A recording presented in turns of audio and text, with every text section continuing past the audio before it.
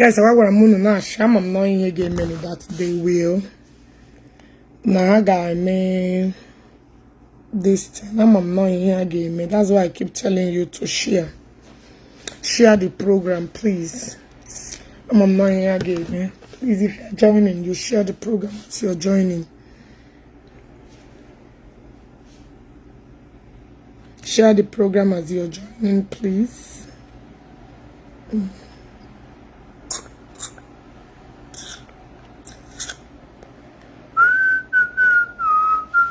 Share the program as you're joining, please.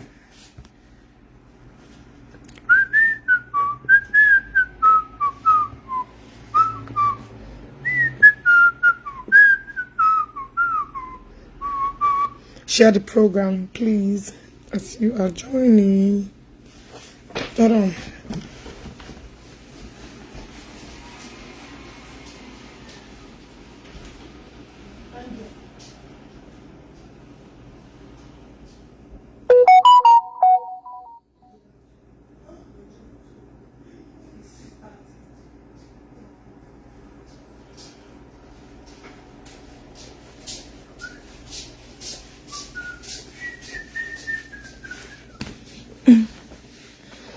Share the program as you're joining, please. Don't hear me no share here. Don't hear me no but I got report here. No. Madam,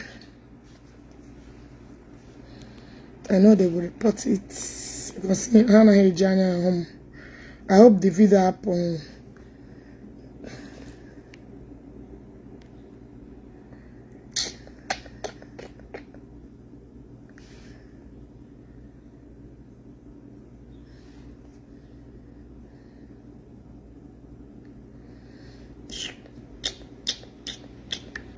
Share the program. My sister, please, you guys should stop this fight. Jegban Yako made the right thing. Unabezla here, Chelsea, give me key digger. Okay. Jegban to do the right thing, or she no go have peace, or he no go have peace. Jegban he owes my father big. Whether I like it or not, I don't know why you guys keep coming here without doing the right thing. So no my no game. What I go? A G-Fanyo Banet Nishi. I don't have a problem with Ifanyo, but I respect him a lot. I love him a lot. Onion with a beef with this man. What I go? Onion with a beef with this man. He insulted my father. And also insulting Ebuko all the time. Very boy Ebubo. And he keep it that directly or indirectly. As far as on the Akufela, Ebuko Boku, on game Mudona Kamo.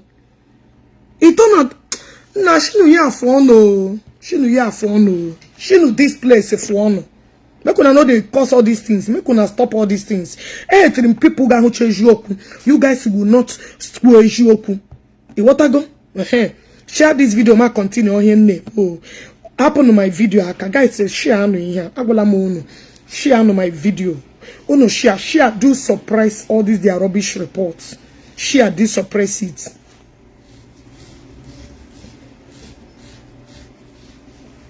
Share do suppress it. Jpac equal program for 1 hour something. Sorry, 2 hours. Marco program I just end there for 1 hour 57 minutes. Equal views you carry 1.5. While program will get coach and did not reach. Go and look at Nkemu in your one. Leave, stop buying views alone. Azuzula views, it deceives la people. People ga man ke weji oku. It deceives la ndem madu gena wan ege. Yam na top roge rubbish. You want to go?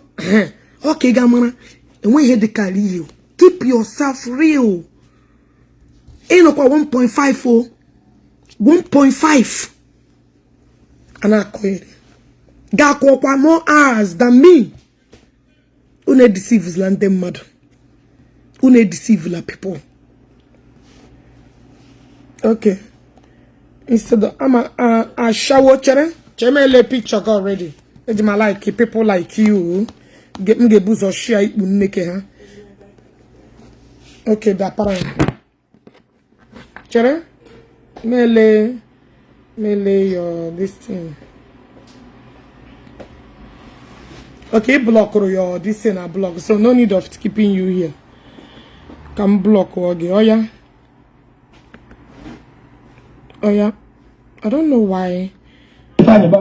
Chere, I don't know why I'm only seeing band and not block. If I remember the motor, Toyota Corolla, that was 2008 or thereabouts when he finished from school at Unizik. That time, I remember because I never entertainment that time and day, you know, and I struggled to enter gate.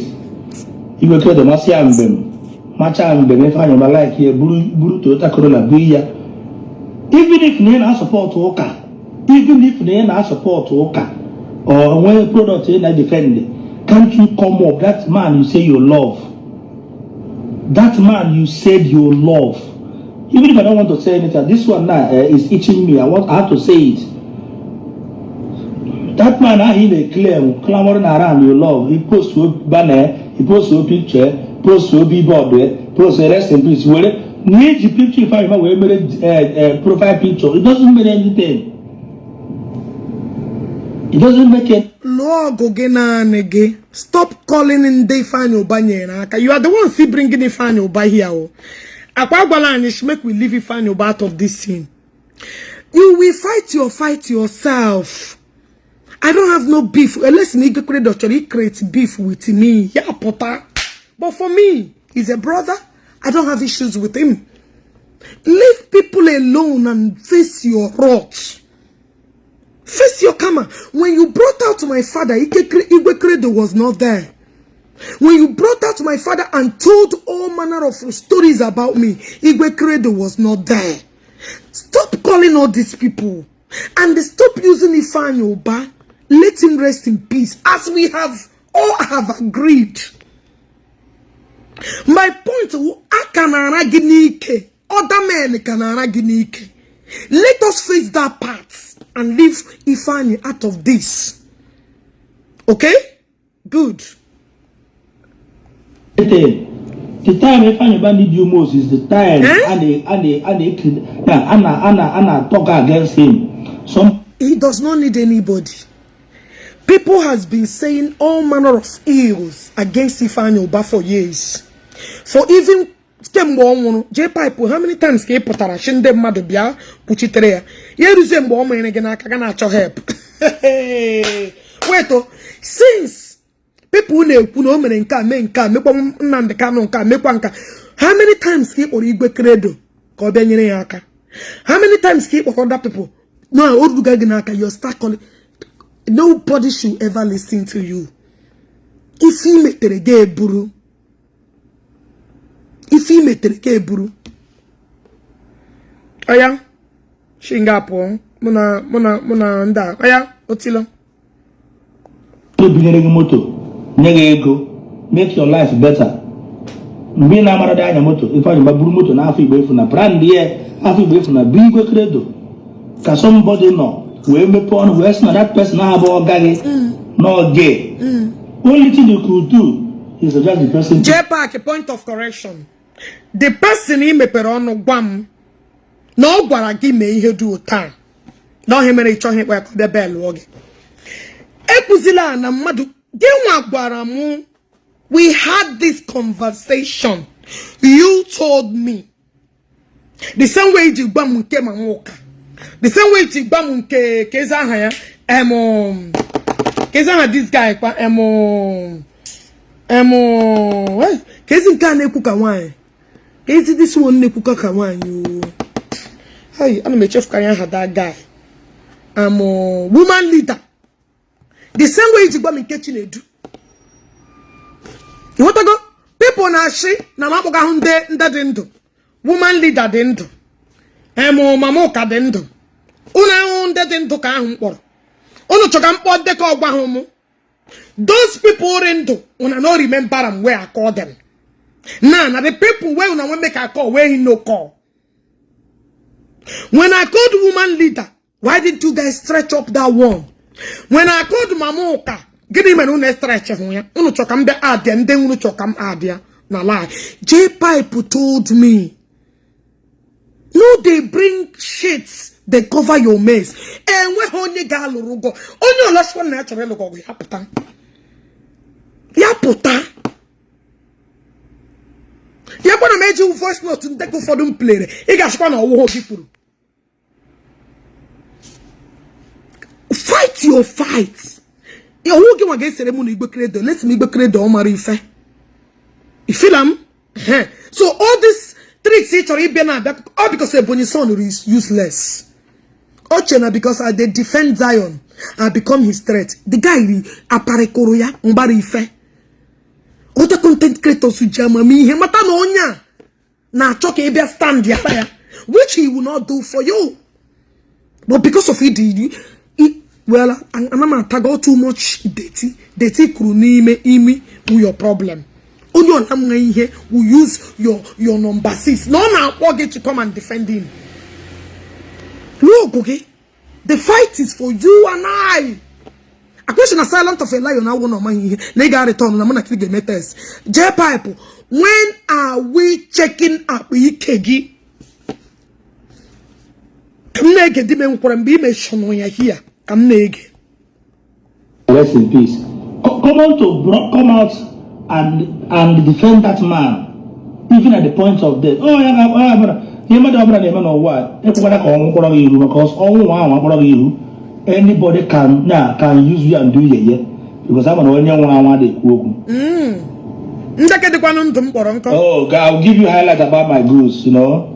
I'll give you highlight about. I just want to clear this one so that when then I download the screen record section, so I can be able to screen record it and also repost it. I'm on my post, the people anywhere where you know. That is all good. That is all good. You are the only one feeding. I know the Facebook will not pay me. I'm not interested. I'm not applying for it. My mission and your mission is quite different on Facebook. I am not here to eat. That is why page make the problem. I know they cry. I do just move on. I could just move on because on I got school. No, she born do make my 6 figures every year. Say anything this one are rubbish. You feel them? So all will get on and continue because saga again you. Saga, imagine Ebia test you to legi. The whole world are now watching a cover small thing. What are a test you a kegi? That program got 1 million that day. You have anyway, let's listen to you. Little know that, you know. So if you create the change is very, very bad. I'm block all you. Everybody create the change. Now your matter carry him. Oh, beautiful. Now your matter. No, they call anybody. Oh, that Creator was not there when you told me what you told me. Why will he defend what he doesn't know? Exactly. Man, I acquired a gate from morning to night. The same rules I acquired. Why would he defend what he does not know? No. But somebody on the phone, or be help where, you know, or Bruno use again. Yeah, they use to come back on a phone call. Call mother, but office. Why would they come? And when the group rules are there, for a office, you get 1, get 2, get 3. Be you get that security now had it. One was only be fine, but they didn't was under our be fine. Leave this man out of those people knows you. The guy gave brother knows you. I will just keep my hand like this because Jpac, you're almost gone. In you're almost gone. Oh, give my kage knows you.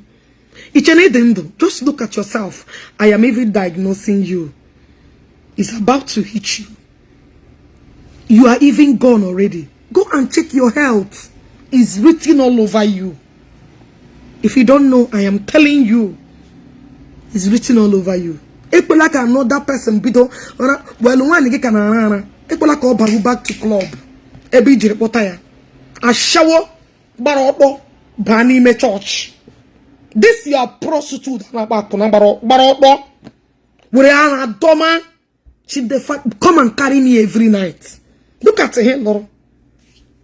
She remain a prostitute anywhere she enter. Even in the church. Ana igada ho akuna ejishi aho to tell you that akuna shower is a chronic one. Chronic one. They worry. Jpac ya wura another person made this wedding. This Facebook get wunoko. Ya wura another person dressed like this me wedding na. Dionya huna wani ya ge kume na kage. So why are you crying? The same you Guarawane get ko putana ya like this. Ka the wedding ga viral. Mgbe say who that Ogechi Okeke Njaka Mba hey na man ni agade. Are you not the one that told this a shower? And because she's a shower, she accepted your offer. Is it not for your wedding to go oh the wedding the power? Is it not the reason why? Now after then what happened? What really happened? More backfires were yes! Yeah, he name people come bidro name Meki. But he ne jato mwani I am not. I would this case here. In cash I will check a lance call again. After gonna image gonna gabe because gonna name Kapasara. She want to be that cheap to you. Can basara. You want to go? One you need not to get to Rojan lawyer, get to Rojan lawyer. There is a Ginaka, Gabasiche, Tonda Bukwe de Chari. Obeje Charia. Eh? Obeje Charia. Dala. My chief is about to fight for me. My chief, if you chief is about to start his work. Most people know the comment section, but I'm telling them more you cannot enter his house. Or we are get one, get two. We got protocol, protocol. We have the protocol. Where he is a senator. How many DSS I got it? Now Jpac know out of 250 million Nigeria. Uno zone no where the smooth. Who the smooth? Who Torotonanya? Or who's a Jpac no? Can you find a letter? We got the whole DSS. Got DSS. Bottle. Jpac, he went into his house and air his life program. We're gonna a program. He got idea. Got about the place. He's gonna a live video. What are you explaining? It's okay, but because if I don't want to be bringing the man, because them no respect baramu. Each video he made, gonna a live program. So you did not pass through those before you start doing the video. Jpac, you see, you cannot defend your iniquity. You can't even look at it in a query. So that video you made that day, you did not pass all through this security made that video. Guys, did you guys know that video? You came, you conducted a program, live video. On a phone, man. I'm a catch me the man. Respect. Eh? Eh? Anna Majugi. Our wuro get through. Didn't you pass the whole security before get that video? Who is even deceiving who now? Stop contradicting yourself. Stop contradicting yourself. Omit this man from this, because as you move trying to defend yourself, the truth is correct, always coming to beat the shit out of you. Look at how you're lying. I got this yes, I got this that, but you got all these things in video, make video. Guys, a grown of 1, 2, 3, 4, 5, 6, 7, 8, 9, 10. They were broken. If you pay fine, but never pay IG of police. Do you like baby? Let me block you. I'm seven doka. Where I have been to China. On Sunday they do business and you know where was I? And when he was again no look, but no look at get denti this prostitute there loro. No look at get me the denti look with a shower. You carried your shower wife. Jewe dia no loka. Oloka has nothing to do with you. But they were a lanketa shawoga. Gadia, Gapweto, destroy yala no loka. Before Negala China Gaga. Don't worry. Actually, one day you will look for God. Apagi, you got choya. Gema. Chineke the one you will undo that this blew up. Let the baby oil continue. Now, John Yashi, how many baby oil he must tell us the truth. Jpac, how many baby oil? You must tell the world the truth. Baby oil continue. Church, when I into a guy, I will go back to Omenana. And do it squarely. Because now the life and the lifestyle of those that call themselves Ndoka after 100 days. I met 100 days. 100 days get boogie. Jpac, 100 days get boogie. 100 days get boogie. I gonna make it the 100 days in each. I gonna do it. Oh baby, Zion people. Now do ya baby oil limo to laya. How many car will I name China? Jpac, how many baby oil? 100 days get boogie. And don't him and I come happen. As long as you keep mentioning Ndoka. Ndoka, they mention 100 days. Okay, boogie. Oh, to like it will never rest. Until you can marry a mother test in public. Idiot, I would let baby oil goga. Gobu we can. Baby oil get boogie. 100 days go choke you. I gotta make the 100 days. Yeah, for my game. Anya again, go, and you again, you get that money. It get bigger, here. Jumani Asharia baby oil, edgy swoyang potenquena pujana Lagos, a back on. And how many come in his box? Unage of this, and that's a post of pictures. How many of baby oil left? I like a quick weekend at this blue up. I question I got 100 days, and I got quick weekend. I cannot joke again and one the gap. Baby oil no le cabara gini mike. Oh, Anna. 100 days. He got no time. 100 days get bookie.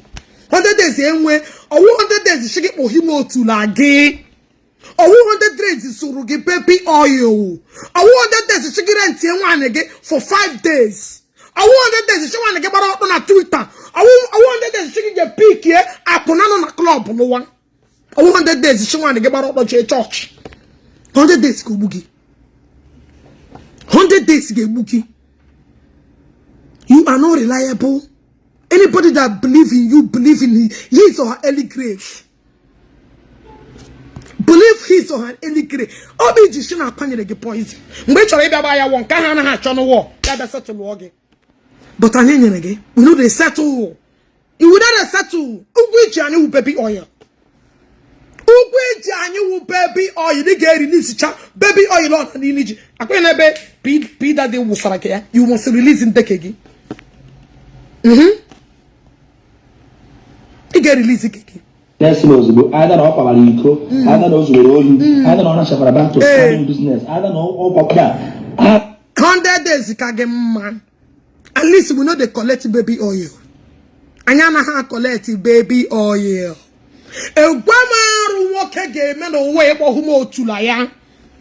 Because of common MC. Guamaru Karu.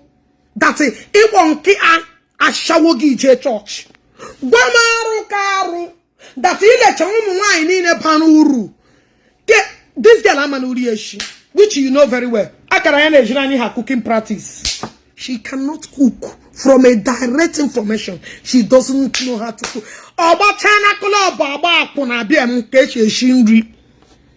Can she enter kitchen? She can't. Obachana club, macham welu, biamanangage shiri. Who onyega kushiria? Anamu keshe shiri na club. Anamu keshe shiri de luamu. Anamu keshe shiri ne luamu. Unu gazugari zubu ongunu. She can't cook. Don't get yourself you manage to cook mbi kerege. Woo! Ega hishia. Una go eat mama put to tire. Kwa he na zafunu. Mama oil na zafunu. Abwege spam nike. Ka haza. Hold on, kampenyo. This is not for everybody. Abwege spam nike yaza. Abwege ahu different spam ke yaza. Nga woke na one na collect the same pattern of thing. Parauru. Baby oil. Ige provide ya. Ige kwa peace. Every day 100 days ge buki. Yes. Nduka. At least we know the bend down collects. We know the bend down collects. We will continue to do 100 days. You will not stop us. You will never stop us. So, he mentioned one, mention 10 times. Also. Which means now that 100 days is preventing you. After 100 days, then you stay committed. That's all. I have evidence. Oh, no, evidence. Okay, but the evidence came. You don't have evidence. And since you know that evidence, maybe I want evidence. No zoo. Jpac in 1 and 1. You're already dead. You are already dead. Only with a spam with different part of spam. When you forget call like this. Are you alive? Let no one get leg medento. Jpac, are you alive? They're going to kill you doing that. After one that is already ready to give birth. Nene Saragafo. Nene Saragafo, if it's not collect of baby oil and spam Hussein and Miniamo. Get the Saragafo. Ejim evidence. Open court. Ejim court. By then I'll present my evidence. Ejim evidence. But I can't play Lunuya. Ntem dane kuya no until I knew Reba Haineru. And another evidence, I got put out with go. You never see anything. Evidence plenty. But we here. Hell no. And when I buy evidence, I'm a surplus. I won't do to key on the evidence. Shut up. But don't go again. I'm not gonna ask convicts na pada nande some imbecile unde that spot again. No, not. But don't go no kaibano courts. Dala. No zuka yeah. Person try go yeah. And the zuka about Nigeria say zuga yeah. Aka no ko zuga arrest. You already a dead person. In a long way you got matching with dead corpse. Jpac, I am coming to Nigeria this December. Didn't I get you away brave? Now read to Lagos on the 30th. Man, I may give video. Shiggy Jpac, Anomu here. I get check reload to Laga. It's a Monday. Is you? This December you see me and they can't. You can't do shakem. I'll continue to ask you. Nege Mary like test in Ikegi. A question again, but you don't say it. Ebo so. And the couples with other things that comes with it, oh. I'm not going to get end anytime soon. I can make it there and you face to face. You want to get back to go to your own pisala. Go put a spirit of a shower on your enemy. But then game may see your worst. You got to go?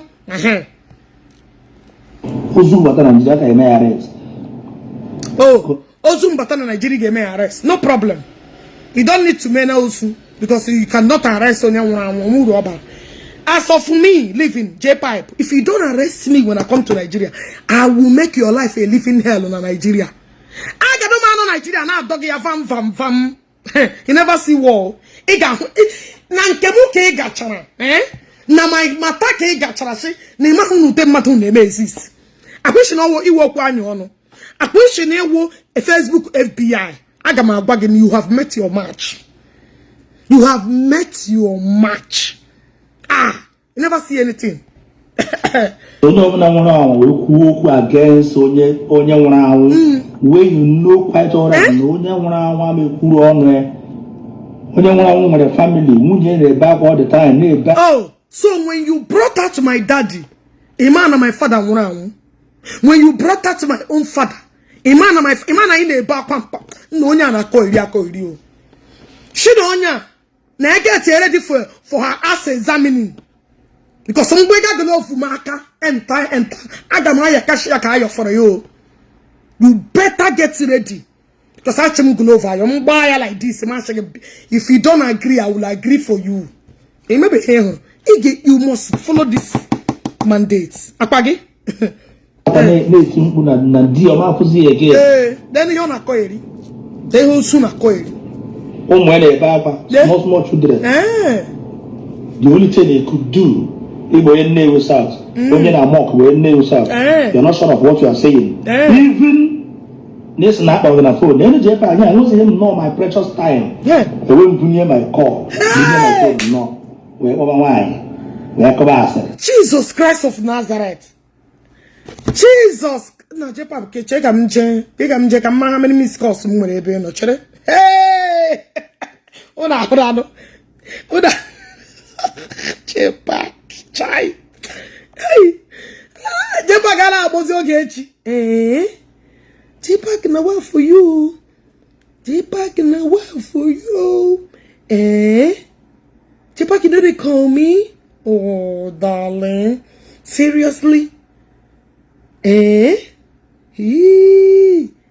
Because red because wonye.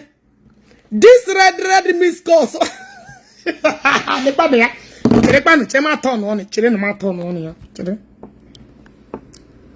Your number, go and search your number Jpac. Pay on your number Jpac, massive Jpac. They red when I miss calls. Pay on red, I'll miss calls. I pay on red, I'll miss calls. I'm Bob Rebara sure. Red, I miss calls. So.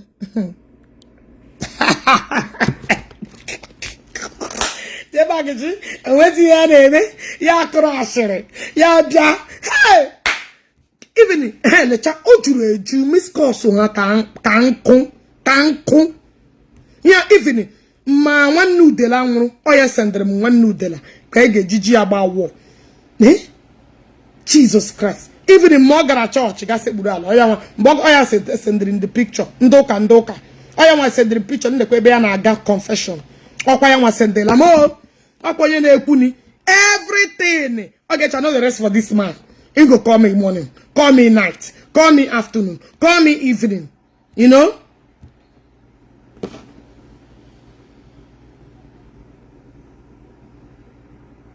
What I go? Here, Bobby to Chawamoku. The Papa Jpac. Oshi, be warned, all Zionites. Ogechi Okeke is never a Zionite. She is one of those bloggers that use our daddy, Evangelist Ebukobi, to chase cloud. And if you made this thing, may send her like she Jpac. What did you know? Upaya Merea, the Upaya Merea. You go send them passport to kids in Ghana or easy kuku. Nyaz in Ghana boy. Na this idiot got be Chineke na Jpac. A1 bo fully in charge. Gente. Emma my page. A1 bo fully in charge on my page. So only about Pasha admin. Omen fully admin. Emana ma ako noko. So I Pasha admin means you can only post. I can't even use my page, my personal page, to comment on people's page because I am not there. I don't page may follow a lot of people, so I don't have all activities on Facebook because it's my page they follow. So now I don't them only partial admin because Nigeria is not eligible. So me full admin, if I manage page, I comment with a page now phone with a page now. I couldn't win. Yeah, boss said they got information no matter. Jpac. Hey. Even the mezobi, the same also be the bambos and the mezobi na onyama. Nam the panezobi no again, I'm boezobi war. Diana James Brown no. The choir, boss and the tramezobi no gay. Nam boezobi war. Nam the pa material unjaboezobi. Oh, your name and the mother now. But I did not follow his step because I'm a monyamunayasu. Because you see their video here, Ezobi and in the hotel. You use a body son, no human, also to him. The choir, a choir, the choir boss, Ezobi and the James in the hotel in Asaba. A penania, I'm the their video here. The choir was sending the choir. I send them video. The choir. Okay, now here. Nande kwa kazubiji balaga. Dekwa. Akwa ya sendere me this thing so for ndo use I'm trick here. I know when he's using all of you. Anything you put na name, or just name you know, I'm mama ya. You only going to go wait in here now, going to be an try war. This is what he do. Only long gonna the point gauge like Yawunam Susun at least I can remember what else will be war with this thing. But I'm a good me fair. You can't use me now. Upon your name we call when your name we cambo. You hardly Yawunam with you. But my patalashi, hey, as of you look if you know I send the chocolate picture this man the way born a ring in Agona Gubuya. The pair. None the way Benkana ring Nan le kwebo de riri na Ethiopia dan le kwi ho na eri na agụ agụgbola na Ethiopia na enwe ka ọ dị ya na onye ukpobe je aye Jpac si na were time ekpo mu hey Jpac gba ndị mmadụ ke we eziokwu ihe gbara mu stop lying rubbish lies. You want to go? Hold on.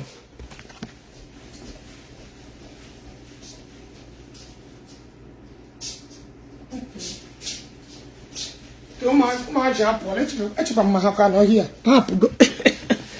want to go? Stop lying. You lie a lot. So in a all this miss call. Look at the me bully phone. One chai. Nah, make they here. Ma this guy na bo na shoot my WhatsApp can they shoot me na bo crazy for this Nebuchadnezzar. I guess the watching. I don't want to reply anybody. Ijowa. Maybe Ijo when they show that my WhatsApp can they shoot me. Mbo just say the chat. When Ijo one chat, madam I reply here. Maybe Ijo when I am because Jpac because send the invitation for your wedding. Can be like a wedding. Do you go? You know. Or do I mean send the invitation? You know here na madu men na secret. Ya na Ijo wana kwa enwe problem. You know here na madu men na secret. Just to shame that guy because the guy is not supporting him. Any secret or will you end up with this guy, you are finished. Because of Ijowa is not supporting you or Putabawaro Ogechi saga. Now you have started leaking secrets. That is why I followed you with a wisdom. I followed you. You see? That Ijowa impose you. Is that a big deal? Now you are using it to body shame him. You are using it to shame him because of war. So you want everybody to wear an enemy because of see how you are lying. You see now for those of you I pity you. I believe in that. And I knew that Jpac na secret mad. But anything that you know you are dealing with this man, now your name na pityness. I just they pity you. It's just a matter of time. Agwo anaghị change ihe ọ na-ewu wumpo. Ihe ọ na-ekpo wumpo naghị change. There is no way snake will change. It's not possible. Look we they hear you. Ijowa hanine Ijowa he go so far. Na kawai. You know Mwana agbaga. Iga attack concrete. Na iga attack concrete. For no reason. Kawai. Keep defending what you know is that is very wrong. For no reason. Keep defending if I have Jpac. Enweghị onye takarịga ahụ na dana shawe loro. She's the one controlling you. She's manipulating. You can't even talk. How she okay? Ojiba That's it. No give one Shiri. You are the wife. So ama maybe nkena tama karre. Any other man negata home. You are in bondage. Ino na fufu. Eloro Ashanti. Eloro akuna haproge gara men na okwa wono men na Egypt. So can you do what jatara because no support to gahoge? Oh jataho. Hey, When I don't see him now, everybody must support Jpac. Everybody must support Jpac. Everybody must come out and defend Jpac because they were there when I have conversation. Okay now. Wrong. Okay. You claim to love a family, you claim the family boy name. Ezugo will not cater like Jugo is an honest man. A man for one place. He's not like you. He put a bag change. That put a bag change. That put a bag lie. Kegata Daka. You, the kind of sickness got daggy. In fact, when they go water. Ezugo cannot join you in your fight. Fight again. That is why you're dragging everybody to come out. Oh, go Jpac. And when you're not there, when you are telling me, and the other two persons match on her, and they're not even on Facebook. They know this is when I hear this. So you can't call their page to come and witness for you or to come and defend you. Start calling those people we were online. Or didn't you know them? Or didn't you know? Maybe you don't know them. I worry that but I would say no. Let us now be fighting this fight. Stop calling people to come and inherit your enemy. Ijowa, I don't have beef with Ijowa. Igwe Credo, and one problem with him. Ezugo, and when miss with him. When I commit all this atrocity, they were not there. Okay, on a defend they get that. But how all the missed calls you've been calling me? How the things you send me all now and then in a weekend, you are always on my neck. Opa the woman amalife. Opa the woman iwonyala. Opa, why would they believe me? Because the truth, the truth, and they want to convince them not to believe me. Only heterogeneity naturally will see the truth and be denied it. You understand what I'm saying? Then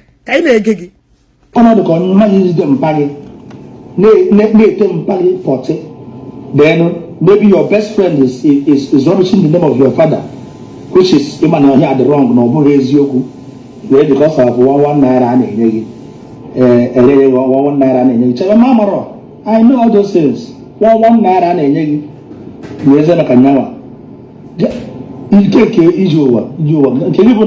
you don't want to grow. You don't want anybody to teach you how to grow. My friend Nebukadana Kuzirigi here about Facebook. All the good about the command money Iju was no mama to him on one. Here Maria me. Yakoba Akuzera Facebook. Akweju wa potana face wegina. Yagruna ijina magbalijo wa to come and fight you. Akwena kisha lugiju wa pam. Akwena bija lugiju wa pam. And what about because no be no. Ogechi, you are lying, no. Ogechi, you are lying, no. Jpac, you are saying the truth, oh. This is how you want to manipulate. Let me tell you, that was you know why EG useless, yeah. Governor Ogechi, you see why you mess his life up. Oga who change your email, and the other you look so useless. You see? Do you know why you did not include Governor Ogechi and Ebonyolo's son, a bleaching idiot? Because they are the ones speaking for you. Isn't that bad? You don't call me nation people evidence. And they will be looking useless by defending you. Because they want to defend stupidity. Governor Ogechi now you are full of errors. It's a complete reggae voice. It's a complete reggae voice. Mununu wedding. Koja kugan demba to that you full of errors. Yeah? All our Akwimpesil TV can't one know here. That one is already gone.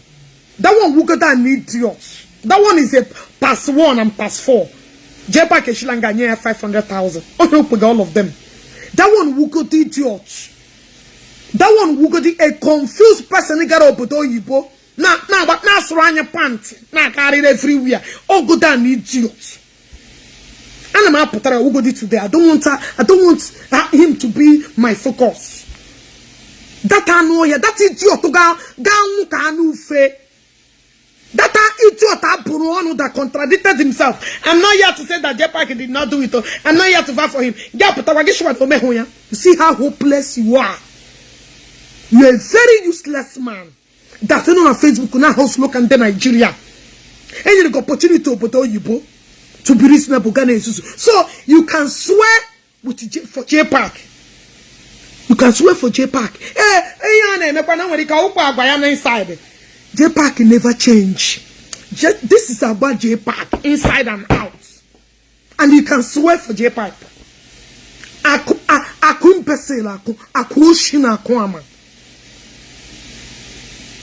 A very hopeless man.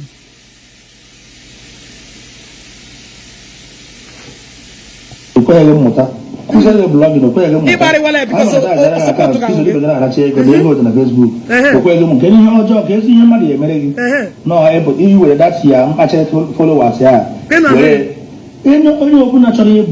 blogger and a professional blogger can never have a denomination.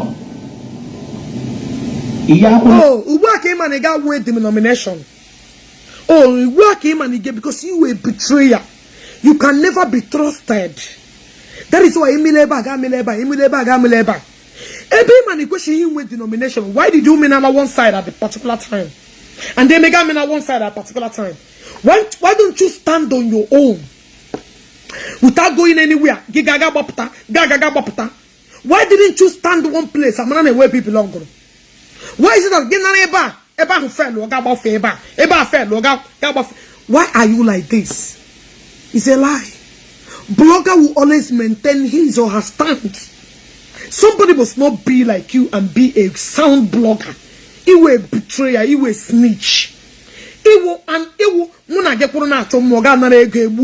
That is who you are. Anybody who will fall into pits.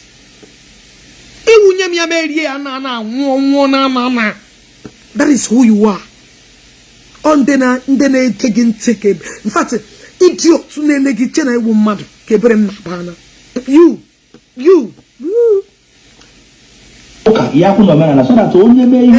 But I'm gonna make one side. Once you base the weather no menana, base the weather no car, glue yourself together, guy. Or what doesn't he make you order to block and walk perfectly? You cannot do it perfectly. Because we have come when a boss or ocean naga put when he also because this guy is not making no sense. It's a moga puta, be a poo him on a yaga. It's a Jpac or gaputa.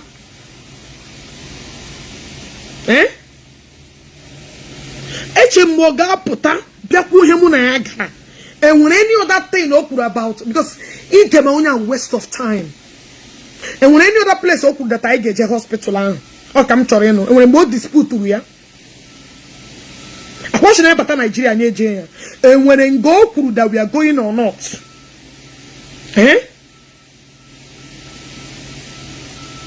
because from the one time we watch his full stupidity.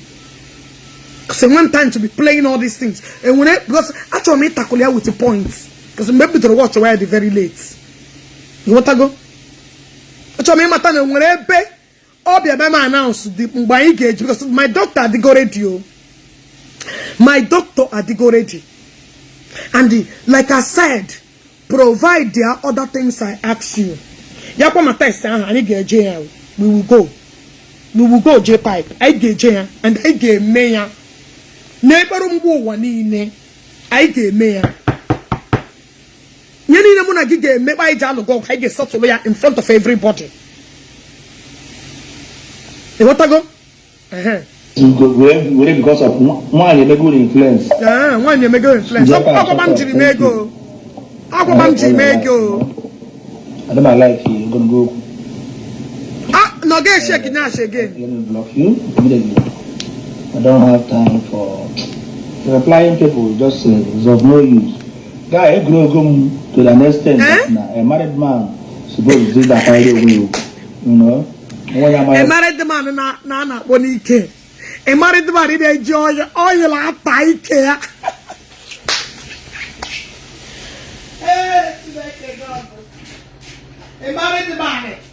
married the man, little Ashawo. Gipunga, Ginu Goshi, I am married, get your own Paruru.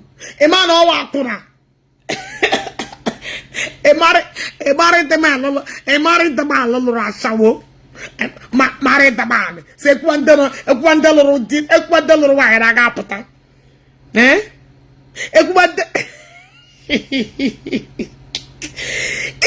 He can go because you accepted the challenge. You must go. Lie. Oh my. No, you must check it again. Marry Dana Mana. Marry the pendant in oil. Abo Fugi. Chere, emema be so like it, baby. Baby mention go beje.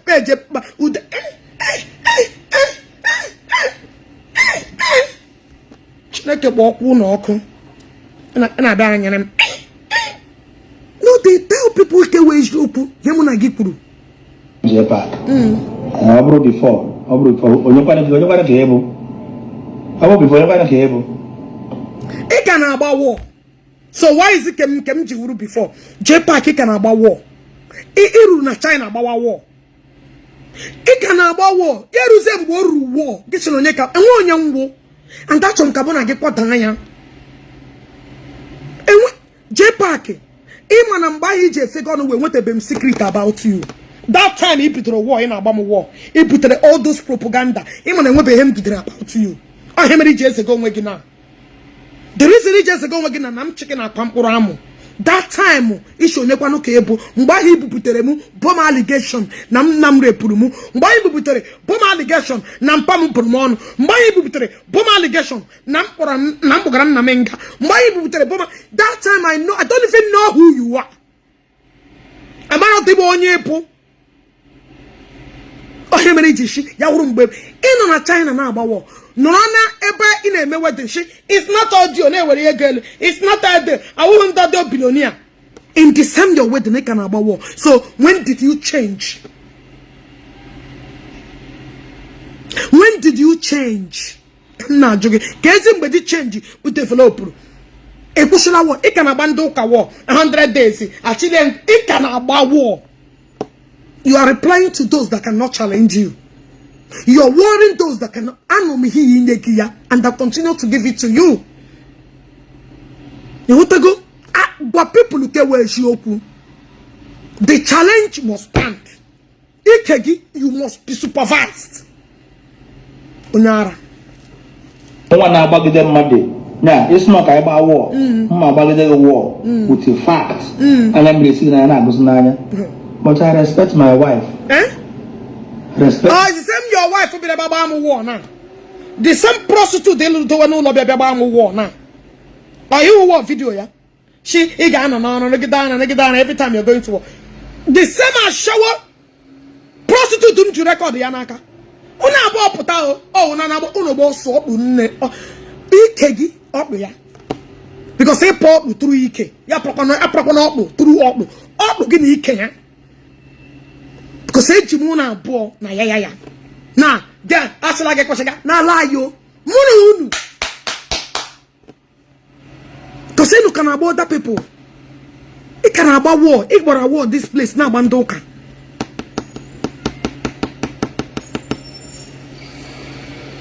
Dala. My in-laws. If not for anything, my wife Bonye Agukumuri Akajiofo. Obi Basirike. Name my wife Bo Allo London.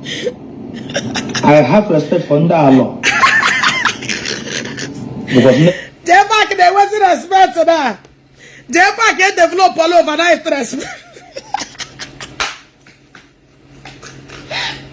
Jpac they were not respect. But when you were garnishing and destroying other women, they don't have respect for their own mother. Oh. When they get wapona, Nandem the responsible in our war. Ya will say common prostitute they loro. Can I told your family? She hear about that can't. She hear about that can't get lose with that forget in a minute. She hear.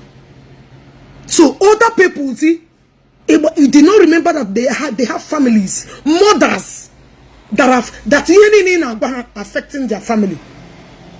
You didn't remember. Nah. My wife, I have respect for them. I have respect for myself. Then with dignity, dignity. Only for another time, I come and clear. Who's there? That AI, sorry, can clear. Snake doesn't have to shady air, because he could remember. Because nothing to clear. Oh, what's your? You never believe why. Kahara Bundani in this to believe you want not just one you. Only one hour who do yes, no one are responsible. So somebody like Abu go babe, you mean that I show you the baby? Walking in and London. It's a campu putea. Immediately that you go baby. That Akwa. Or the one that betrayed Kezahaya Okurora Mbobiara. I show when invite any other bigger. Is that the one that responsible? The ones who can be bleaching. Is that the one you're talking about? The prostitute do not know what bleaching. Is that the one you're talking about? The one every long it's a camputea. Ejipam history get your anyone see I'm ready for no. All of you prostitutes. Is that the baby you're talking about? The betrayer, the bastarber. Because only like 500,000 each remain wedding. Or where would the dignity? The dignity that always bring different men. No idea. How many times they will come to my house?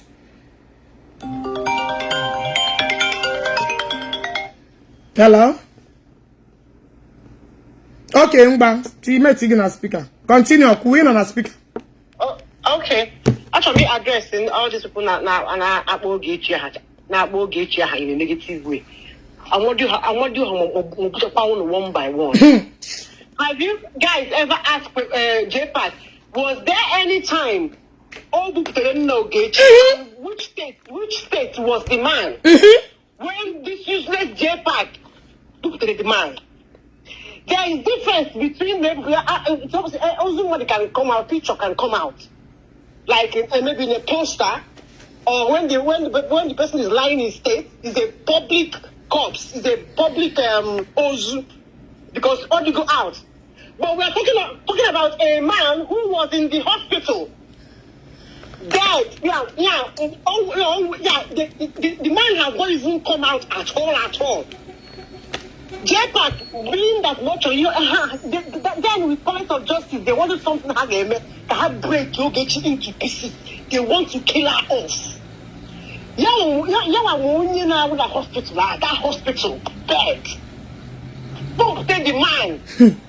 The step the man is looking to go old. Ogechi he lived a long life, before this COVID happened. Most, even in the UK here, most old people who hit the and that was what hit the man. In that state, the man, the nature, the money, everything. This Jpac, somebody would do me laugh. Where's this picture? None of this man's children brought out this man's corpse. Nothing. The man we're talking about is not any other man. A prof in America, an Indian man, a negative Jpac, you yourself a man. Your conscience did not tell you that there are some things that are like Jpac.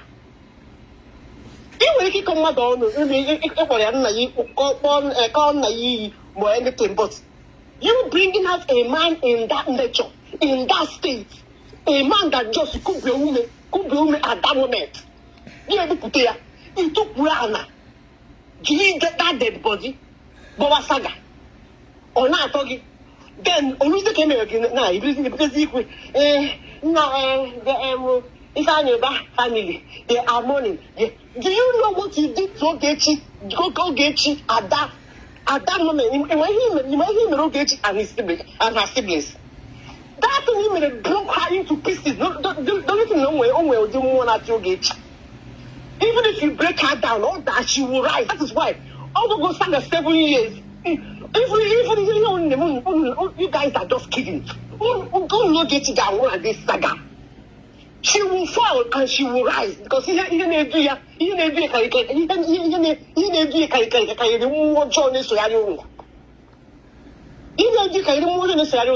brought that man in that state with all as somebody that just died. Where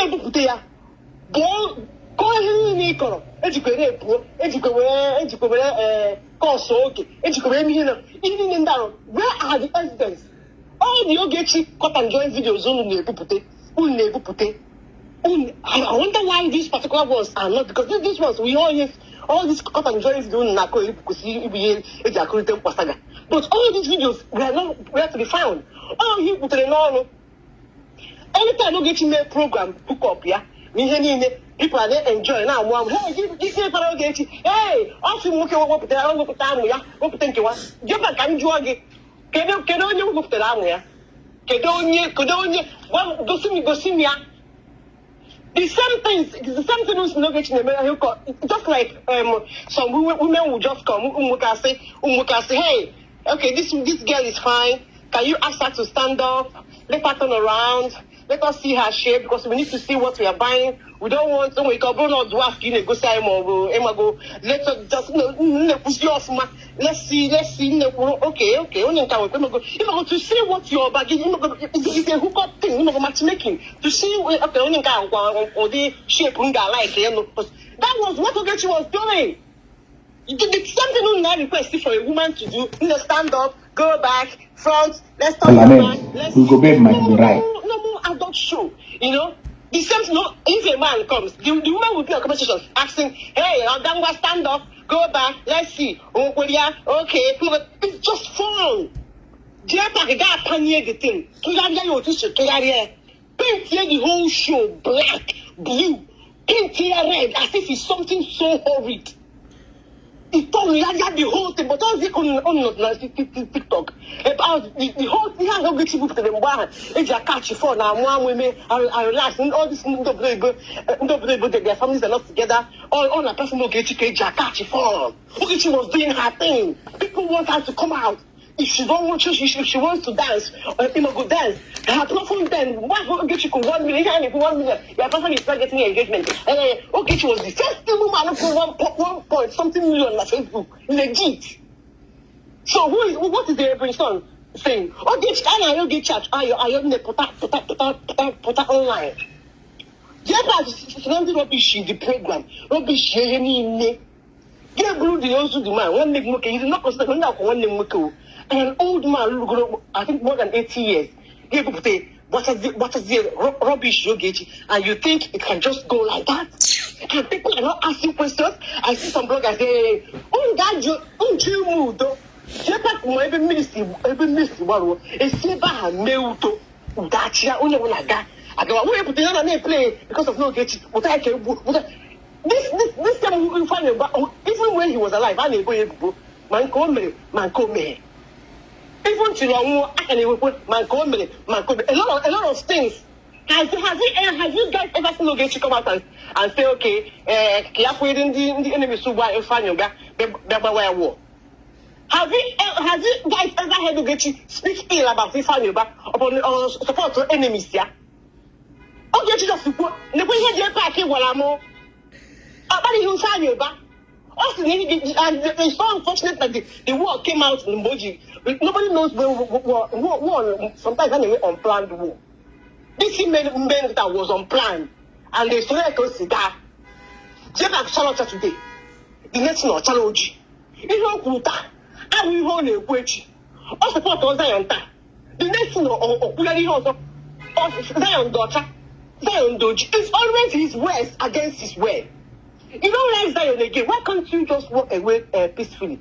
Than trying to rubbish them, trying to make people feel as if Zion are a place of God. No, we hear Joe Haneme. He says, as Ogechi Njaka, they are trying to use you to poison people.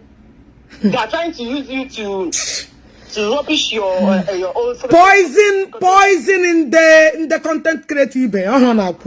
Poison people. They are trying to use you. You were rubbish full content creators. Really? Hey, Chineke. I call most of the calls. Most times I may move because I have nothing to contribute in whatever discussions I make. So most of the time I take on the call, I will just move because I will be hearing. Jpac, I don't know why you're lying. You said it. Alicia is talking. You know. Because even at least you've heard my name. That's why Alicia is on the line. I'm always in, not all the calls, but most of the calls. This Ogechi Njaka about children,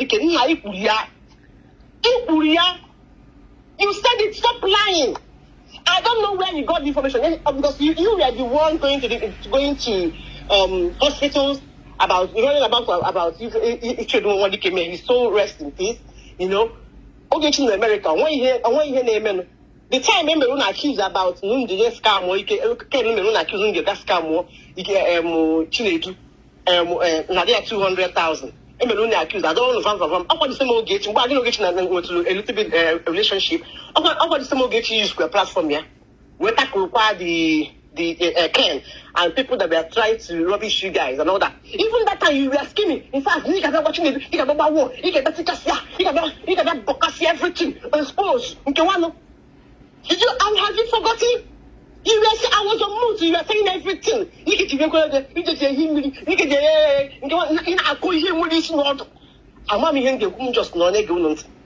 and now you're now lying, trying to be a better person. Why are you trying to rubbish Zion? Why are you trying to rubbish Ogechi and Akwa? As if now when you what is it? When you are the one all you want material is wicked. You didn't know what all the content creators hate them. You are the one that's bringing them. So don't try to exonerate yourself. Don't try to make yourself as if you're innocent. You are not innocent. You're supposed to have walked away. You chose in Zion. You chose that. You just know wrong with you. You're not a peaceful person. You a poker. You a poor people. I don't know what you're enjoying in this thing. But you sound like a victim when you are the culprit. The worst thing that happened is your wife now. Instead of you, that thing. Can a cool temper cool big happen. Give the phone na kwa yoko. Kana don't know your husband. When there are evidence. I got my dodger. He's lying that it doesn't call Ogechi. Now look at the evidence. I'm a dodger. Calls. Go and beg him no Ogechi that you rubbish. That one's na hospital. Eji one no Ogechi war today. Oh, a normal picture. Normal picture like in the normal picture when Ogechi Nana. But now a man who just could go me in a hospital bed. Yes, you might him anyhow. Who authorized you to do that? Who authorized you to? Who is working with you in Ogechi's family? Authority or somebody that knows Ogechi, maybe enemies here that was working in the hospital. Somebody gave you the picture, gave you that man's last moment picture. Bring it out. Thank you.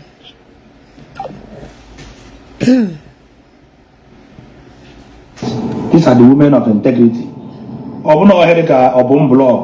As yes, this woman. Let me tell you, see all those prostitutes you listed.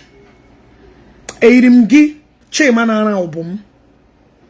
Now make everybody can scatter life for these two useless women you're mentioning their name.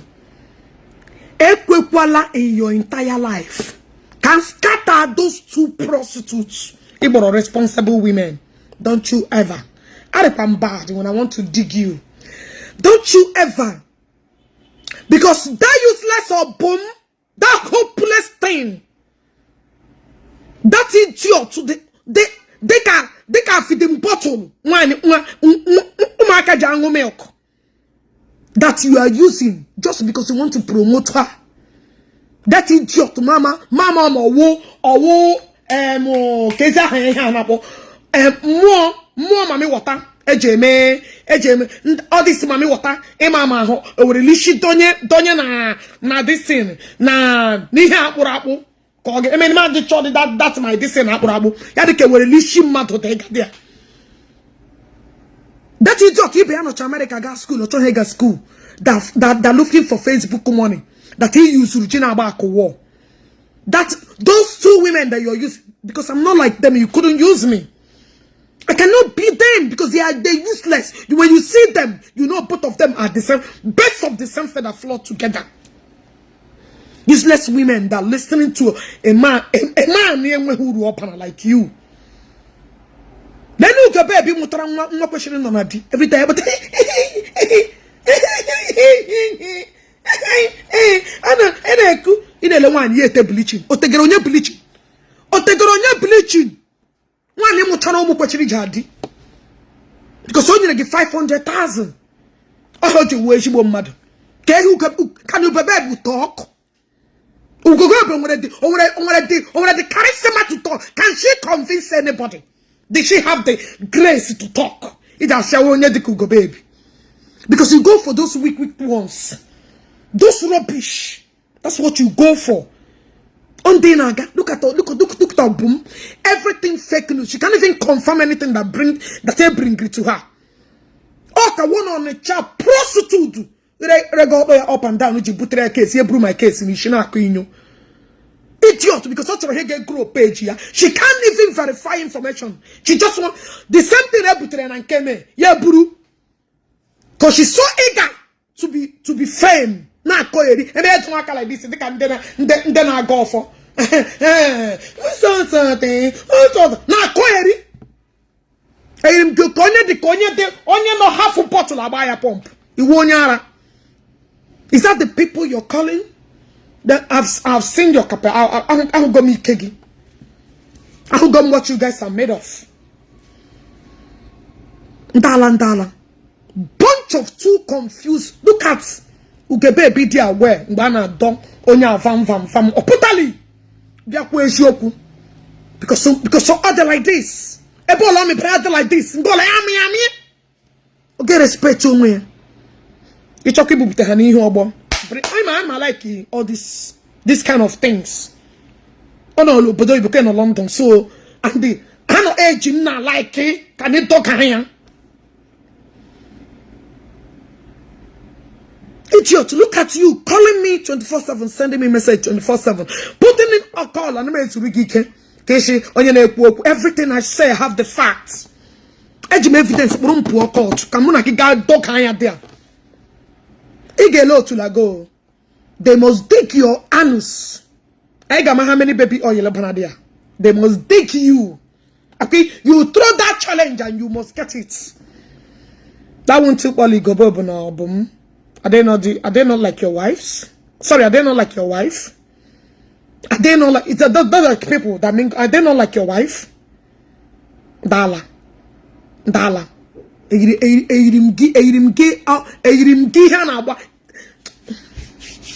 Jpac itora kona kamo. Itora tona kamo. Gena show one gag me destroy here. Ka who upon self no where. I will tell him on na me she open mouth to talk. Person where carry her information for hand. A prostitute do ana toro to amo. Idiot to pro show. Ana onyo wula that can nana. Let you entry out for 5 days. Just come on 2 million. Come on 2 million. A shower that is good for everybody to nash. Dala. Only respect for the husband. People that have respect for the husband are the people I am. On one respect for the husband. Every day, get on a line. Get on a Megan. Get on a Megan. Kaki Shimana get help in London. Each man on respect for the husband. Equal don't you respect for the husband, don't Ogechi. I worship my husband like God, which everybody can attest to it. Dim anime fair like Chineke and Kambonanya. People marvels. In a wounding way, respect for dear, count me number one. I am the bone of contention. Number one. And now you no go doubt them. Now that another fake here. Anybody can tell you. And I'm a doctor. I'm a general. Ugochukwu Egbu. Yes. Or this is mother who doctor. Or this is very soon na PhD ya clock wa yamaka. Or this. Or this. Why won't I worship him? Agurumole. But master zikem na nebe mana doga. Or this. Permission. Dimo yirigi. Dimo who belong go put amona ya name. Even to come on Facebook I go dey force am. They came class again. All these people you're listening, what represent on our What did their husband represent? You know, if you want us to go there, KHD has stand to present. Dala, on to respect the husband. Come on, Kuchano, Egidenagi, Akoeri Zila Koeri. Dina one yin na digging Hana body upon get Hannah body actually gossip like a woman all the time. You're not a lie. It's a good idea. Gossip. Okay.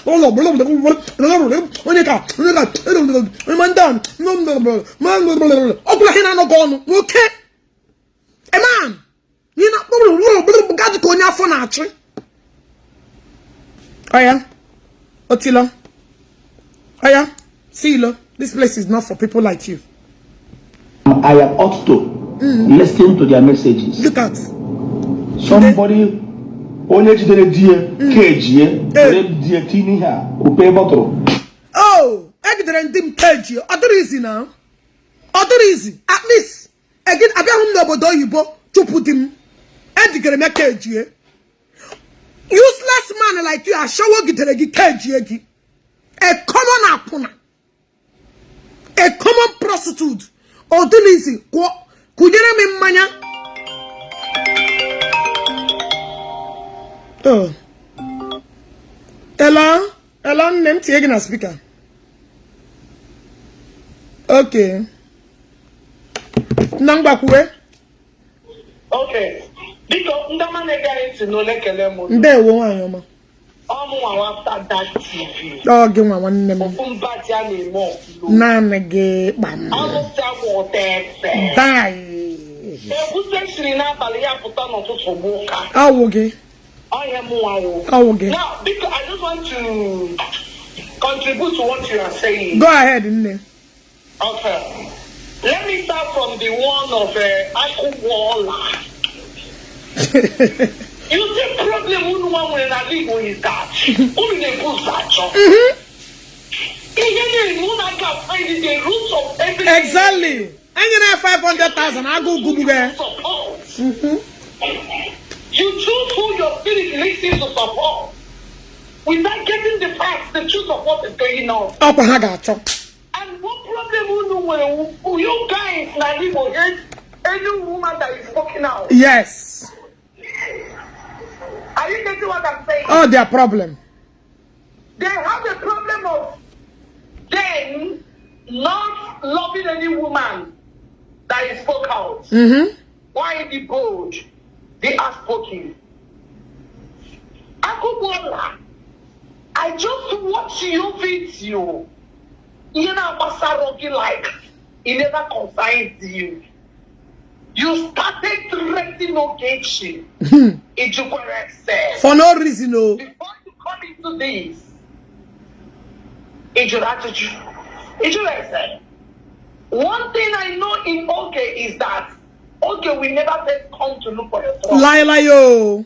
When I saga to Ogechi, she never retaliated. She never.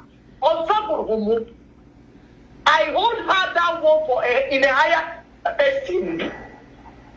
She never answered me back. I asked myself, only in a book which never talks back to you. It doesn't mean you are just talking to yourself. By then, I never understand what all these palace of fools we are fighting. I'm around there. When I found out the truth, I was the person that called and said, I wronged you, forgive me. I wronged you. Bikomara. And I got to study this lady called Ogechi Okeke Njaka. I took time to study her and find out the kind of woman she is. She will never look for your trouble. Mistakenly she did. You should forgive her. But whenever Oge came hard on somebody, check that thing on your bruiser show you. Vulture, udele bola. In a bola, I see you as udele, you udele. It's very tall. Like you don't represent what Igbo culture says. All this in Kitanya Ponolu Apuruki Igbo attire. Ejiri Nolu to know Igbo people. Ejiri Amarani at all. Yendi Nakronolu Kaketa, Nketa Yolombo. Ejiri Amarani Igbo. Oh, are you hearing me? I don't mean it. Couldn't I tell me again? I don't mean it. The attire you are wearing today, I'm not remember about against it, yeah? On Wednesday, plan on a leave when they dress like you. On your ocean. Him gave me that man. As the royal hood, as the king hood, as the prince. People gonna look at the history. Come on again. Next time. Are you representing which culture? With the level like any of them back around? Tell me the answer in Igbo land that dress like the way you dress. Tell me the essence who is representing us in diaspora that wear this kind of attire. Go and look for Machiona. Go and settle yourself with madman. Problem which you don't know how to settle your problem. They are not. I don't anybody change him. I will make a video. My drop all and they can. But if not Jpac, no come happen. I no go leave him. Not Jpac, I could go no go. Lie. So that guy should go and settle yourself. Please. And I come to Jpac. Jpac, your reaction is showing you are guilty. Psychologically, if one is reading your reaction, the way you are answering to this, that befalls you. Okay, low to lie. She cannot shy away from me leaking. Lie. You are fucking 100% guilty. You know what? It's a new But with the machine. Lying bitch. Your mess. You messed up. And I Ogechi. You couldn't even answer to your mess. Dala. You couldn't even react. Unnecessary to show that you are guilty. Let me remind you, let me refresh your mind. You didn't know. You are the one that posted the body of late Dr. Timothy. Thank you. Why he gave up his ghost. Thank you. I gave me the thing. I will get you. By 10, you were at war with Oge. That was when you had a problem first with Oge. When you came for Oge, and the Oge, you like on Ambassador at that time. You used that picture. All of the picture of Dr. No, after that, you. When I another bawo, I'm not a monyo wo. I'm not a monyo wo. When I have bawo, honor with the palace of fools. Honor with the palace of fools. No put information there. Just build the page. I just here will put all the war with my father. GNGO will put a war. My program that I'm running, people to stand up. Was it with the Palace of Justice? Yes. Oh my! I thought that I would put this one. No. I don't know this guy. Oh my God! Can you see? If I thought maybe you joined the Palace of Justice that time, not because of the war. No. you want to put information in punye can. I'm gonna my dad no I go provide that person. Jpac, oh God. Anyway, can make sure I can make kufu. You know go better for my hands. So Jpac, it is open and clear. No, you are 100% sure. Only me when him ya. I know to am anything. Balance of justice in Abia in Azama as Jpac. So you are not having problem with Ogechi. Never. It fucked up, man. Yeah. Never. Jpac go kwanyo now. If I want to boost that chop, when you guys will be looking for trouble bless at the doorpost to know. I'm going the content creator. I have water I war. Hey, I have water I war. Some fools, some Igbo set of fools, they can on social media and they bring shame to Igbos. But then go talk for them. The caliber of Igbo men who knows what they are doing can never support you. Lie. Do you know how many Newi people that have called me? Do you know how many responsible Newi men that have called me? No woman. Now because of them, I omitted Senator Ifeanyi Uba. I said make his full rest in peace. Do you know how many responsible people have called me on this? Why are this idiot? Continue, Joe, they talk. Jpac, you want to we want to say, let me tell you, Ogechi was just, if we go make you a preamble. A preamble go make it. Now, she just play little voice to each and master she never come with the evidence of what she said. Jpac is fucked up and your career is ending. You see, this way you are going. Am I today? I got your views. I got so viewed. 1 year on that top prayer 1.5.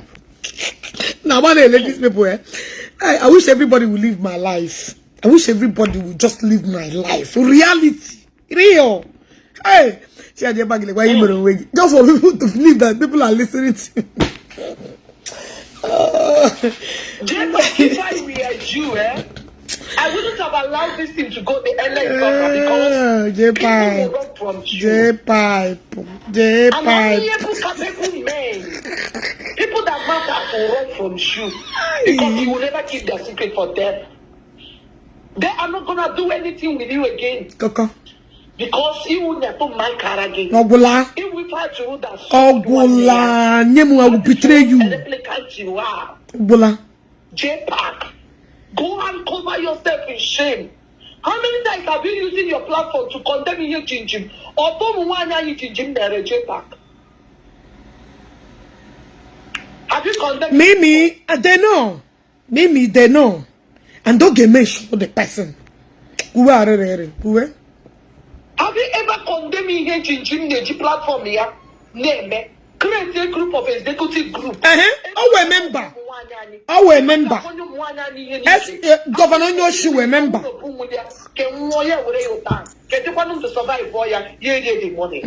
Have you ever condemned that? You have not. People see you look with Srile, or I know they check out. Who they check along with our sisters? This Jinjim is messing up. Who they check our sisters? Jinjim in the name they are doing hangouts. They are just satisfying their evil urge. On your sorry, go and get your wife. Whatever you want to do with that woman, do it. If you kill that woman, let the parents of the woman face you. Than using our young girls to do porn. Using our girls to create porn sites. Where they will be balagot or if we have any case. If they carry it for 3 minutes, survive boy, I can't help them. What a shame in Igbo land. I will put you mad on Igbo. Alibo, where are you men? Where are you women? That is hearing what is going on. Can you not get you online? Oh, no, Hapogarunda. Leave all this evil you guys are doing. What kind of doing? But just Madu de Kajin no Vietnam could not go and look for job that Vietnam. You want to go online no more ex-convict no there. Honey no there. They are all members. What a shame. And this is why this thing. None of you are condemning on this thing, Sunday. And when who stood to condemn their evil, Jesus, you guys will come against her. You say I'm not a booker. My mother say, if you people stop doing, she will stop talking. Because maybe her eyes cannot behold you people's iniquity and evil. I will now constitute. I will now practice every time in the Igbo land. Whereby things is like this. Things don't do question. Today. What has been you people's reaction? You don't know the two macaroon. If I do one there, you guys need to be ashamed of yourself. After that, I'm a buggy back. Bye. Jesus Christ of Nazareth.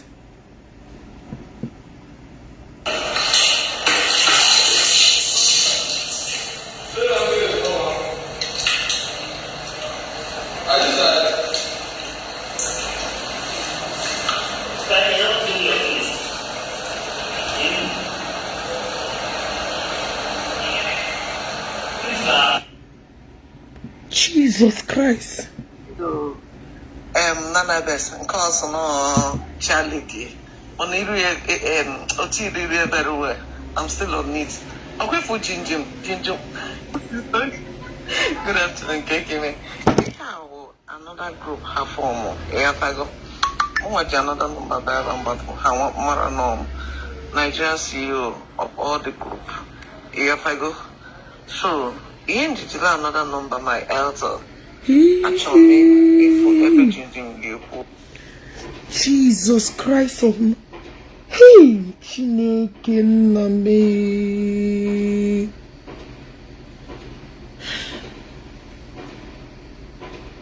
Hey.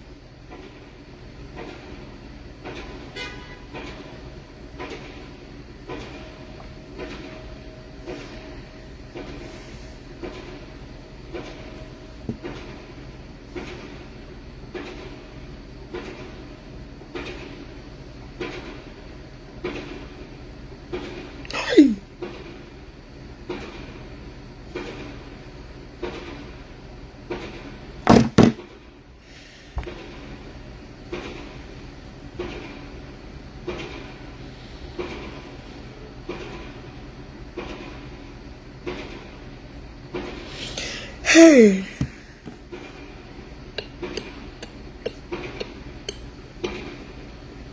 Hey.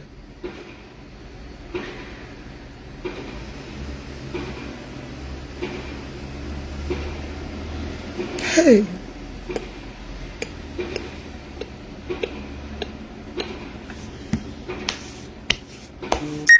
Let me turn the camera. I'm gonna go. What happened, Joe?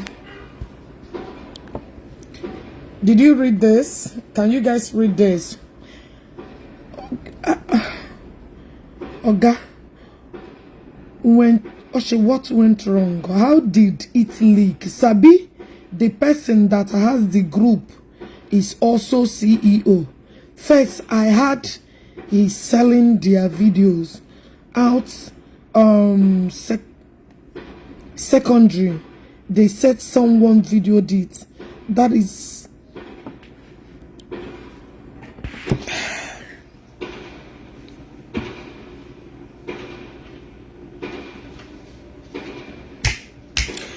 Jim Venza,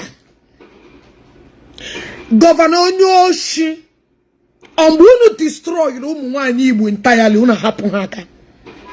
What is going on? Another video leak from the group, guys. In fact, this man, don't you guys want to hang this man? Don't you guys want to hang? Governor Onyoshi, happen no more one canoe because guys, the woman one ye won't know. The Baha Jim from Ghana group. The Banama one ye won't know.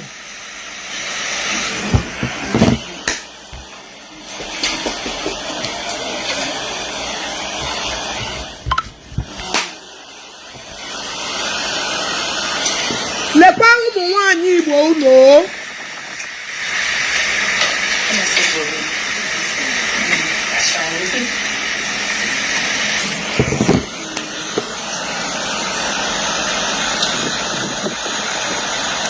Jim. Governor Onyoshi, are you seeing what is happening? Here another one that leaked. The new one they opened. Nah, it don't leak.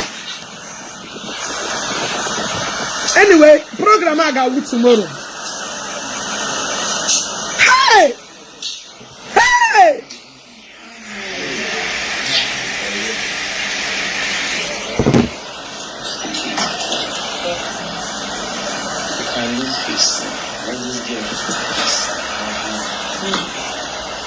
Lina,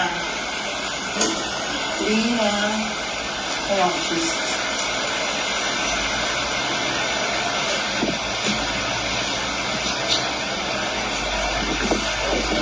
Hey!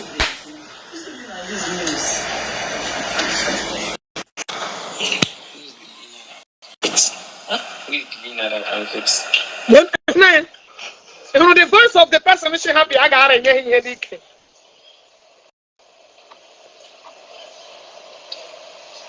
Hey! Hey! Alisa, I'm saying the other bit. Hey! I feel the girl. That the other.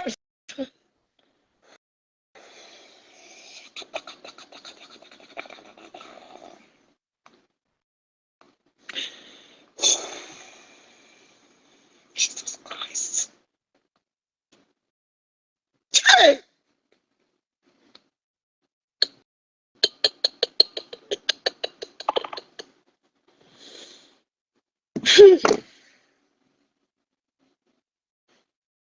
Hey!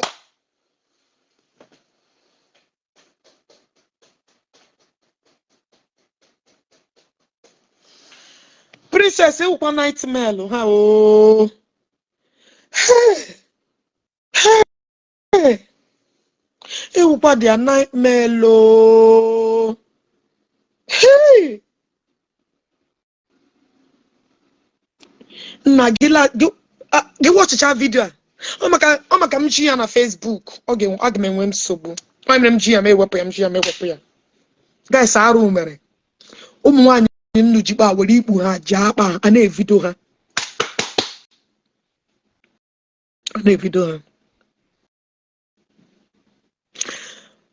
Oh, no, so no naga about this amusuna na Vietnam oko. Una so no naga destroy that cove called a page. Una so no naga about woko okuko ex-convict. Yeah, group will belong where and gay voice record. Gay voice record. How this thing started. Hey, Chineke me. When would this end? When would this end?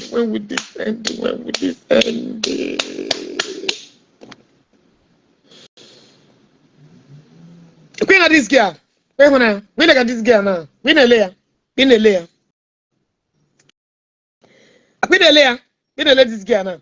Ebo baro nwe yo Maranya.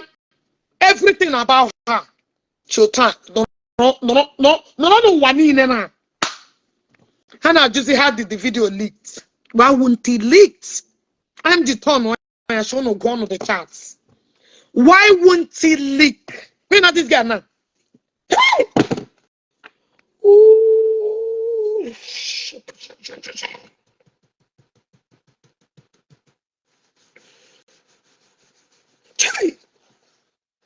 Alo.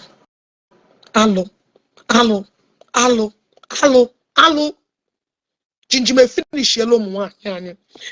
SOV Governor Onyochi. Happen Igbo mwanya nyaka. There are people that will marry them. Une susu. Genu. The thing Egyptoliki ma genu nti. Ma nwanne mmadụ nke anyị emere onwe anyị na-anụ nke anyị emere onwe anyị ọ ga-eme anyị agbara onwe anyị n'ụbọchị anyị eme hangout ịghọta enwero vidio a na-evidio enwero fon eji ese anything ihe ahụ ihe anyị eme na room click love and share they are reporting me a na-afụ ya anya ịghọta enwero Facebook disregard any report etinyere ya bụ ife na-arụ because ihe ahụ ahịa aṅụrị ka anyị bịara inwe ka ihe dịrị anyị nwa so pant and bra dị very okay onye anyị yi pant and bra eche game otigori ọfụma otighi ọfụma ebido the game for how many minutes ekwuru ọwụ 3 minutes ka ekwu etinye narị ama ka o si adị ọwụ na ọ survive ọ 3 minutes enye ya ego ọ dị happy ọgwa na ọ survive the 3 minutes I erikwe if you can't come back who the fuck is this? Come on, go and learn how to speak English. That's all right. Then we can cover face and down. You know, cover that face. On auto, you could I got those auto, Toby cook among those auto. Those auto, well, make competition. I cover 0 down. All right, one competition. How this world. Competition, how many hands? All right, I'm not going to get in up here. Yeah, got Ogechi Okeke.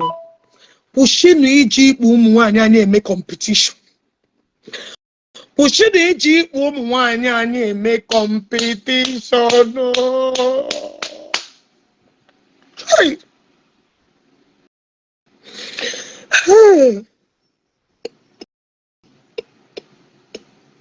Another one don't leak. Another one don't leak. Hey! Princess, job well done. Arrow. This one, honey, no video how. One of the guys now we have video ga. One of the guys now we have video ga. Hey! I don't want to go up a beji do what the to go.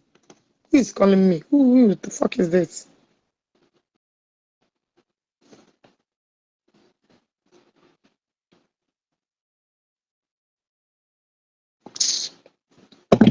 Hey!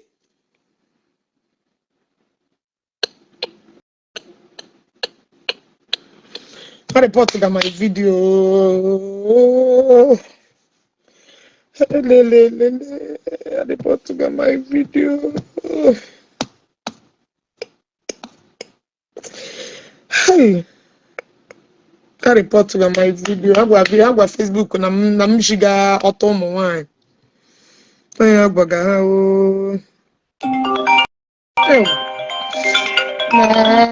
listen on a speaker, but to ya ubala ma ho. Why? How come you're denying? Your atrocities that you destroy and you're denying it. You're denying it. You are telling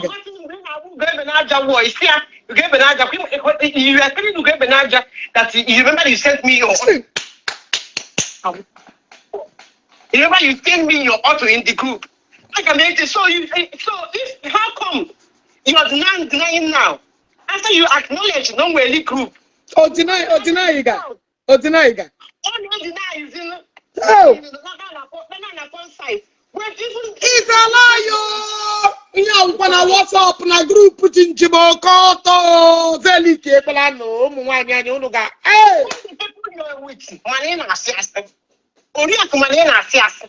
all of them we never use her mouth. Now they make freaking nights, but she did not She did not. It was hard to accept her shame. Yeah, not well, I went to a porn site. No, I went to a porn site and I gave them so that I can win the 30K. So which other evidence are you guys now saying? Why are you now lying? When you even indirectly you've accepted no, I will not. You get the that's all to warn your own.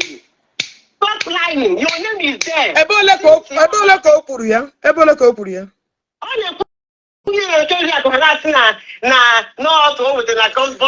Which get the puru ya. Okay.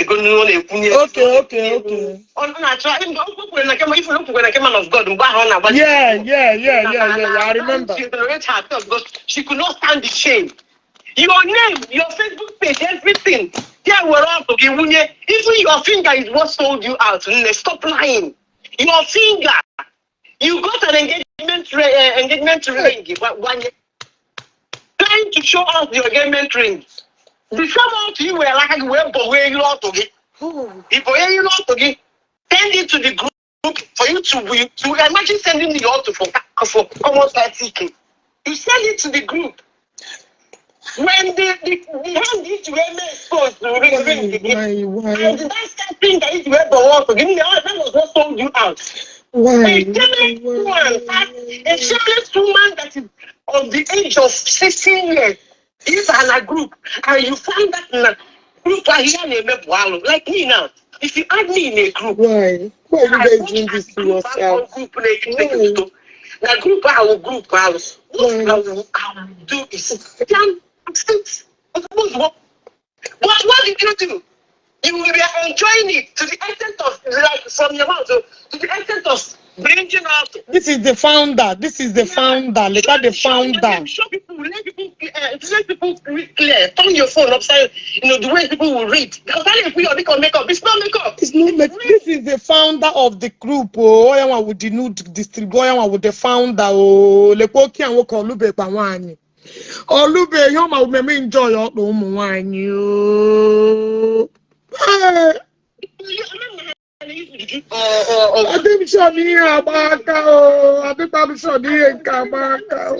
Friday freaking nice. Something is wrong somewhere. The need leak. And then boy Ogechi. Somebody even never left. Gossip mill. They had that thing on Facebook. The mistake we made that we did not capture that never left. Somebody went inside the group. What is happening? You're young girl. And they say a lot of her. Where you go? Why you never left? Where the man, no, Jim Benza, Obola, woman, no. Ndị na-achọ nwoke, ndị na-achọ ihe a na-ebu ọtụ ha. It is real. This is not saga. You know, saga. When you real, this is not saga. The man actually ịrụ ọrụ. He's a gigolo. He has spent in Malaysia. Now all of this Ogechi criminal. Ogechi. Who is Ogechi? When he is the criminal, hey, Jinjin, you have finished our girls. You have finished our women, no. You have finished our women, no. You have finished our women, no. When you this legit that man has ever done. Hey! What to ban issue. Now that he's in Vietnam, I'm very able to go to Vietnam friend. A man that is almost 50 years for looking wine. Don't you think that something is wrong? This man is finishing. Every day, every night and then approach it. Oh gosh, everybody Chicago. Why am I coming? Before you listen to somebody, watch out the life of the person. The person now walker. Watch out the life. Won't achieve. Any investment, any business line. Coach,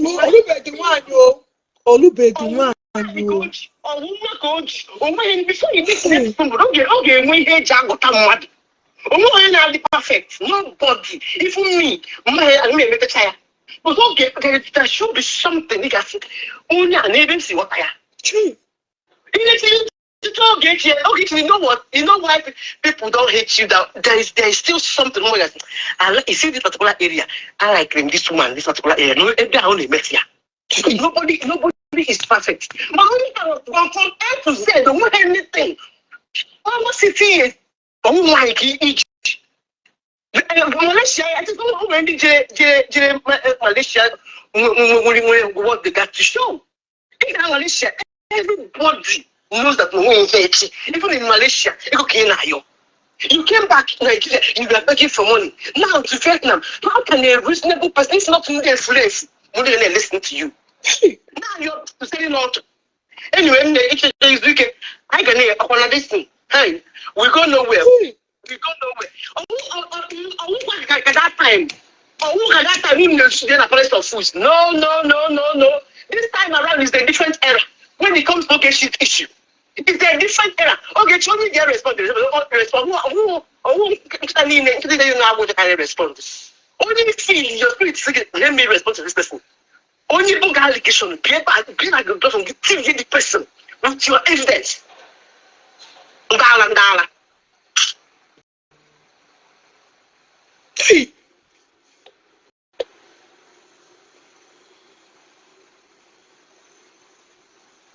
In fact, legodi ihe mmadụ Chineke kere eke. Legodi ihe mmadụ Chineke kere eke. Creatiri.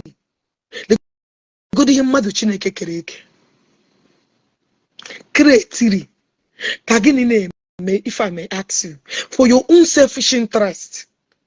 Anyway, not tomorrow because the video is unbearable.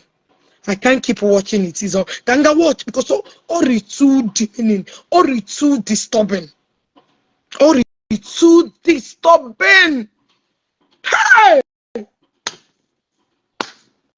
Shebabu.